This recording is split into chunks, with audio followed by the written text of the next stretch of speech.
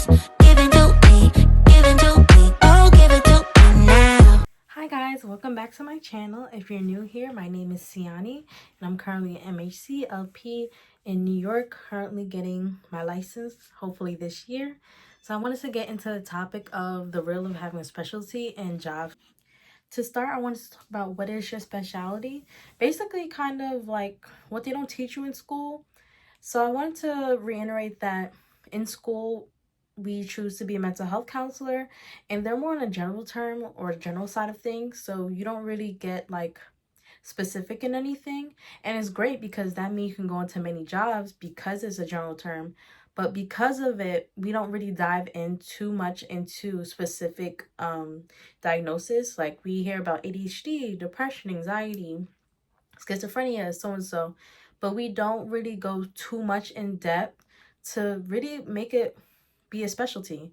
So it's like really hard for when jobs first ask you as a mental health counselor associate, what is your specialty? And it's like, I can only know so much. So you kind of go with the general terms of depression, anxiety until you kind of get into it.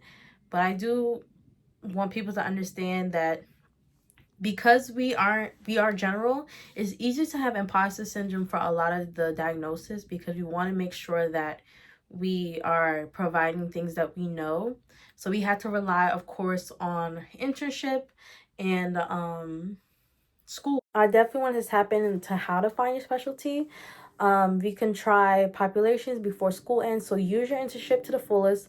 Please try to get to know all the diagnosis when you start, what age group you want to work with them all to see which one you like, which one you don't like, stuff like that. Then go with what aligns with your strengths and interests. So of course you want to go with something that you're more interested in. Going with your strengths, you're obviously going to learn that in internship. So as a mental health counselor associate, you'll know your strengths a little bit by then, or at least what you feel a bit more strong in. So go with that. And also pay attention to what clients show the most growth or who you have most interested in.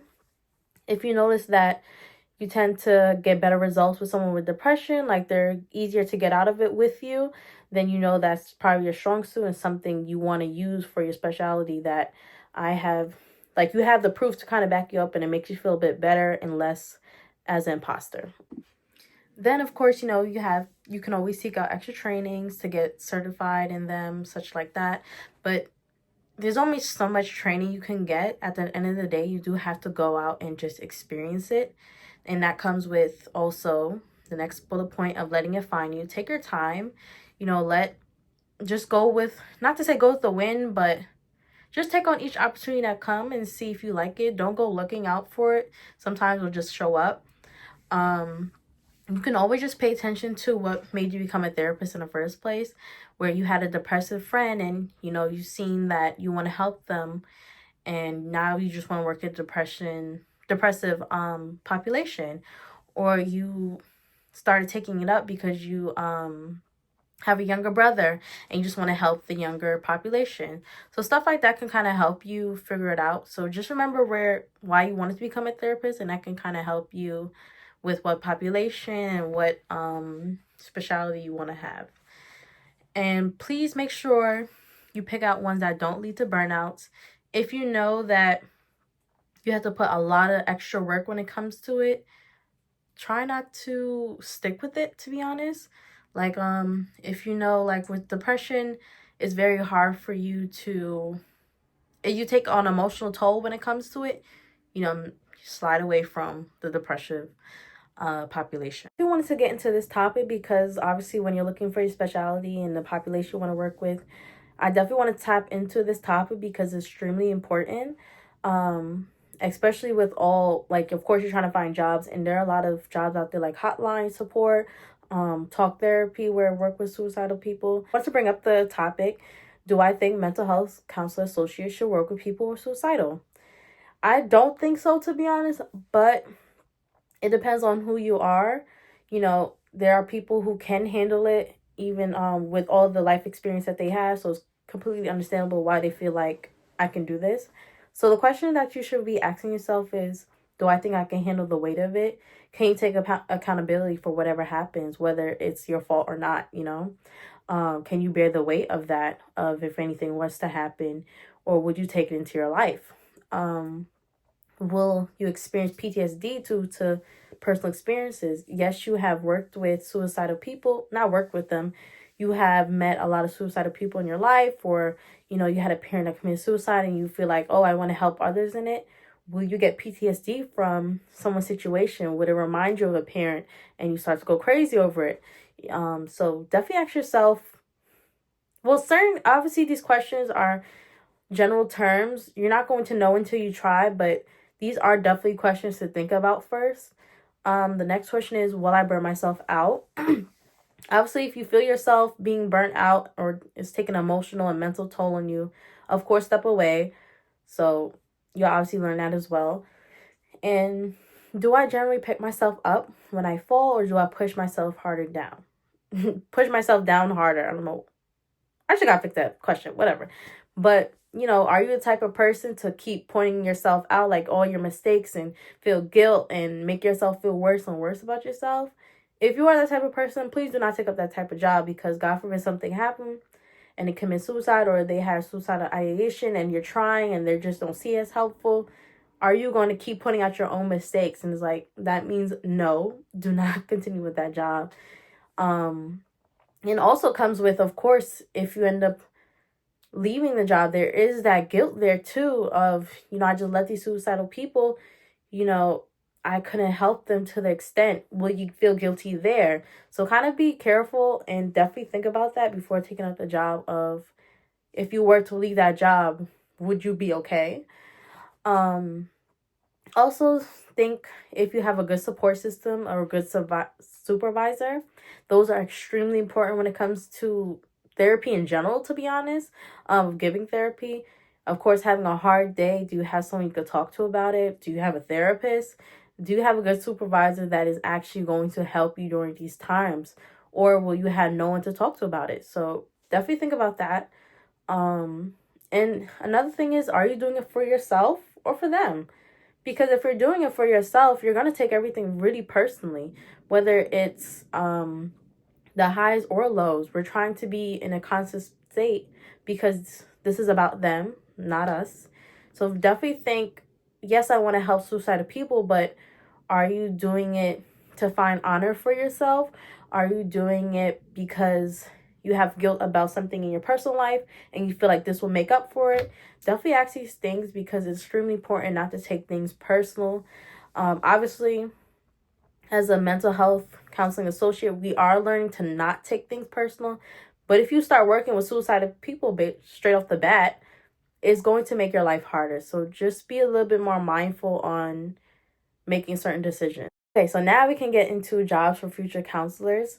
I definitely wanted to tap into this because I definitely seen a lot of jobs where I've seen a lot of videos of people putting out other routes we can take, and I wanted to put this all in one place for a lot of people because it's very popular about this question. So I'm getting a lot of these answers from resources. I don't know too much about them, so please, you know, I don't know all the answers, and I don't know how to find it. I don't know how to do, like, I'm just putting it all in one place for everyone, including myself, for whenever we're feeling a burnout. So obviously, you can always go down the traditional route of owning a private practice. It's very it's told us a lot in school, you know, of what it's like to own a private practice. How does that look? This and the third. But it's like, what if I just don't want to own a business and just want to be counseling? I don't want to deal with the administrative side. So I like that it's encouraged, but they make it seem like that's the only route to take, and I don't really appreciate that, because I don't want, you know, we chose this because, sorry, not we, but people have chose mental health counseling due to the fact that it's general, and that makes it seem like there's more opportunities to take. So why just show us that you can own a private practice in mental health counseling when there's a lot of other jobs you can take? So the other jobs you can take that are, you know, less than commonly known are here. I'm not going to read all of them out, to be honest, because Well, I can on some of them because some of them are not really known. And I do want to talk about the meaning of them because I had to look it up myself. So I'm kind of reading off my notes of what people said is the meaning to it. Um, so we have intake and assessments. If I ever find that job, definitely taking it, depending on the pay, because I think that's a great side job to have. And I generally do enjoy doing intakes more than the counseling because all you're doing is asking questions and they can answer or they not answer. Like, it's really up to them. You're just passing it on to the counselor, and if they want to get more details into it, that's kind of their job to have that relationship. Because obviously the client is not always going to feel comfortable enough to talk about it and address things in the intake, especially if they know you're not going to stay with them. So it's like, why open up myself to you? So I think it's a fairly easy job, and yeah, I hope I can find a job like that. And we have utilization management. So it means, what I'm getting from the research is on the phone with providers reviewing cases for medical necessity, but it depends on also if you have BCBA. So definitely when you look at a job, see if it requires that. If it doesn't, then obviously you're good to go. But I heard that job is really hard to find. And a lot of people say it pays a lot, but I haven't seen ones that paid a lot. So it varies from state to state, obviously. But for New York, I haven't really seen that they pay a lot, and that's very interesting. So I'm really wondering what they pay in other states. But I think it depends on the company, of course. So that job is pretty good. It's not really well known, which is interesting enough as well. But it's basically on the administrative side of being a counselor. So a majority of these are kind of on the administration side, who don't really want to be face to face, but still want to be involved in making a difference in a person's life or helping them with certain things. So we have life coach. I know that they're not really respected that much in the field, but that is an option. Then you have a license. I'm not sure if that's saying it right. So you go out to the community and provide psychoeducation or connect people to the agency you're working with. I think that's pretty good if you're a spokesperson and just want to spread the word about it and help people get into the company to learn more about therapy or connect them to a counselor. So I think that's pretty cool if you're passionate about it. Obviously, you have an EAP where your employee assistance program. So you work inside of a company and help employees in that company with, I believe, with therapy. Like if they're going through grief or anything of that sort. I know that jobs, if you get EAP, is pretty much free with the company, but I'm not sure. Mind you, I don't know in depth of all these things, so I'm just going with what I read or what I. Then you have health tech company and clinical operations. So they optimize trial management, patient care, and workflow efficiency using AI and digital platforms. Obviously, if you don't support AI, which I don't either, to be honest, even though it's in everything that we do, sadly, if you don't support AI, then obviously you wouldn't want to do it. But it's good to work with. If it wasn't AI, I think it's a great platform to use your counseling techniques to help with workflow efficiency. Then we have case manager, caseworker, clinical coordinator. With case manager, I don't know if they get paid that much because they're usually low on pay and very stressful. But I'm pretty sure if you had a license, they might be better. I'm not sure. But I know you guys probably know the terms of these things. If you don't, obviously research. Then you have community mental health administrator. Like I said, working on the business side of things instead of the counseling side. Then you have mental health consultant, which is a licensed clinical professional who provides immediate short-term assessment, intervention, and support to individual. That's not something I would like to do too, because I don't think the job could be boring. There's a lot more things to do rather than just sit down and speak with them. But like I said, I don't really know too much on these things. You can be part of human resources, but I believe that you need a human resources degree because I know there's specifics for that. But I know maybe you can still get in, but usually you need a degree for that. But I heard people are in it even as a licensed mental health counselor, so that's why I still put it there. So even though you might need specific degrees, I have been seeing a lot of people in there, so that's why I still put them up, just to not leave out those options. Of course, a school-based mental health counselor, academic advisor, professor, Like I said, with a professor, I think you need a degree for that or a doctorate degree for that, but they have been in the field. You have behavioral health specialists. You can work in the FBI as a counseling expertise. They make a lot of money. I don't know. I know to get back to it takes a really long time. So obviously be careful about that. We have prevention case planner, military correctional counselor, clinical onboarding specialist, administration. And oh, you can always go back to school. Go back to school for something specific. Like I said, when you find your specialty and you want to get more into it and you want to work, just go back to school if that is something you don't mind doing. I don't know what that will look like, meaning how long it would take for you to get into that career, but it shouldn't take, let me not say that. So yeah, you can always go back to school. Okay, so here's a less traditional route if you want to be your own boss but not want to work in a private practice. So you can have your own wellness studio, like incorporate a lot of things such as like yoga. Like I seen someone comment about this. They had yoga in there, all the type of like wellness. I don't remember. Honestly, I wish I remember, but it was like yoga. I don't remember. Damn. You could just look up what a wellness studio is. I think, yeah, I don't know. Then you can rent out rooms to therapists. So you can always own a space and just rent out to other therapists that want a, like let's say they work in a private practice and they can work from home, but they can't, or they just need some place to work from. You can always just basically create offices and rent them out to therapists.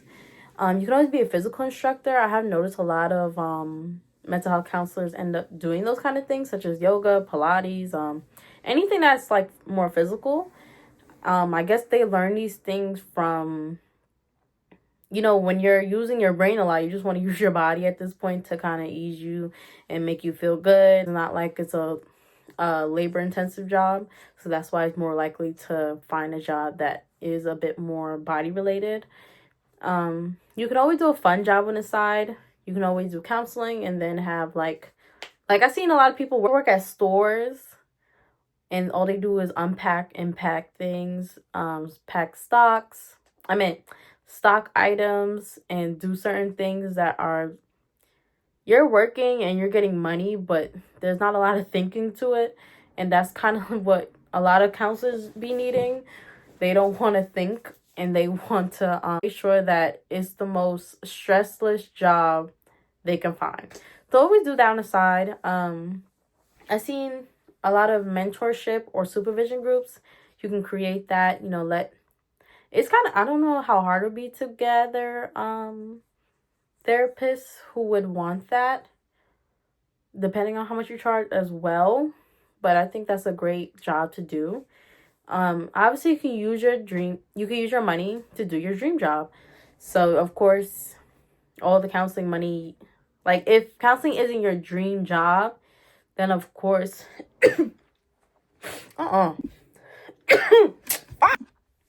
so of course you can use the money to do your dream jobs, or you could just keep therapy as a part-time job, have something a bit more fun, or obviously something that is giving you a lot of money at the same time and all these benefits and stuff. You can always do private practice on the side because it doesn't really provide benefits, but it gives you the money, so you're still okay in terms of money and benefits. So you can always try and do that. I just want to give a disclaimer for this topic because obviously it's controversial. So I don't have this topic to discourage you. Every job has its cons. That's why everyone's dream job is not to work.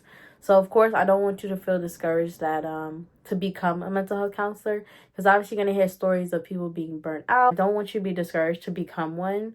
It's just that everyone has a different experience when it comes to it. A lot of people, counseling really is their dream job and they don't see themselves doing any administration work or anything outside of that besides counseling.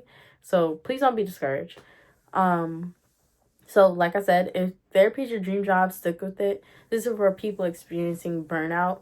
So a lot of people get burnout 2 to 3 years in, really, due to the fact of how long it takes to become one. and what you have to do to become one. I wish therapists were a bit more valued, to be honest, and not used as a mule, of course, for companies, especially as an intern. But sadly, that's just not what it is right now. Hopefully it does change, and or hopefully you do become somebody where you can change it. But overall, yeah. So overall, your dream job is out there. You just don't know the name of it. I have noticed that these a lot of people with LMHC, they can do all these things, and they keep saying you have all these opportunities when you're licensed, like you can do whatever you want. And I'm like, what else can you do? And I found out all these things, and I want to share with other people. I do hope a lot more people comment below about what they do in their lives, what they do in their career, also like what a day in life look like. And that's another reason why I started this channel, because when I look up day in the life of a therapist or anything around that, there's not a lot of much out there. There's not a lot of information out there. When I do look on TikTok, there are, but I want to get onto YouTube because everything can be a bit more lengthy. So yeah, I hope that more counselors or people who has LMHC talks about what jobs is out there and how did they find their own specialty, and how was it with the struggles of finding one. But that's it for today. Hopefully I can get more comments about what topics to talk about. I was thinking of doing a topic on notes, but I feel like that can be a little bit too controversial, and now I have to bring up example, this and the third. I don't know, but maybe I'll think about doing it. Comment below if you do want to see a video on it. But yeah, thank you guys for watching. Please don't forget to like, comment, subscribe so we can boost for more mental health counselor associates who are struggling or in a rut and kind of want help on deciding for their future. That's kind of the point of these videos, is basically being a big sister to other people who are trying to figure out if this is something they want to do or what the journey looks like, you know. Obviously everyone's journey is different, but I do want to give, like, you know, a general term of what it is and keeping it all in one space. So if I do see topics on TikTok and such, I definitely do want to touch on it, because like I said, I want to keep it all in one space where it's easier to access compared to having to research every single question on TikTok and kind of get like vague answers, because obviously you're trying to keep it in a constricted time limit, and you want to add 1, 2, 3, 4, 5 parts to it to make it to give you more views and such. So yeah, please don't forget to subscribe, and I'll see you guys in the next video. Bye. Oh, give it to me now.